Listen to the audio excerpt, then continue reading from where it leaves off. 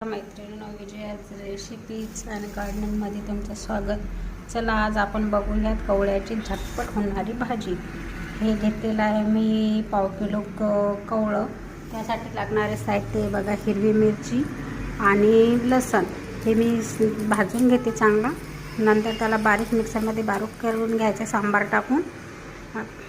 आपलं हिरवी मिरची, लसण, सांबार मी बारीक मिक्सरमध्ये करून घेतलेलं आहे. यामध्ये थोडंसं मीठ टाकलेलं आहे आणि हे कवळ्याचे काप करून घेतलेले आहे.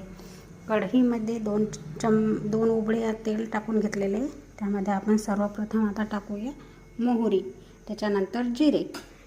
अशी झटपट होणारी भाजी आहे आणि एकदम टेस्टी आहे. तुम्ही नक्की ट्राय करा. रेसिपी आवडल्यास व्हिडिओला नक्की सबस्क्राईब करा, लाईक करा, कमेंट करा. मोहरी आपली तळतळली, त्यामध्ये जिरे घालू. आता जिरे चांगलं झालेलं, त्यामध्ये हे मिरचीचं वाटण टाकू 2 चम्मच आपल्या चवीनुसार.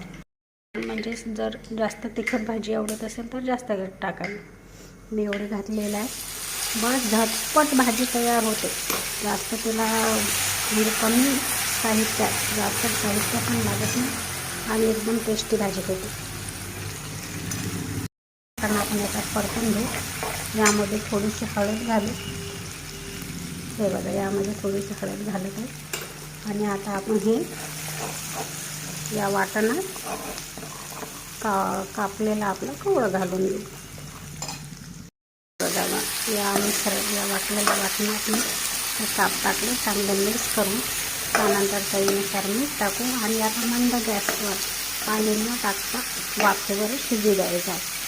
जास्तीत जास्त 10 मिनिटात आपली भाजी तयार होते. एकदा नक्की ट्राय करा आणि मग कमेंटमध्ये सांगा कशी झाली ते.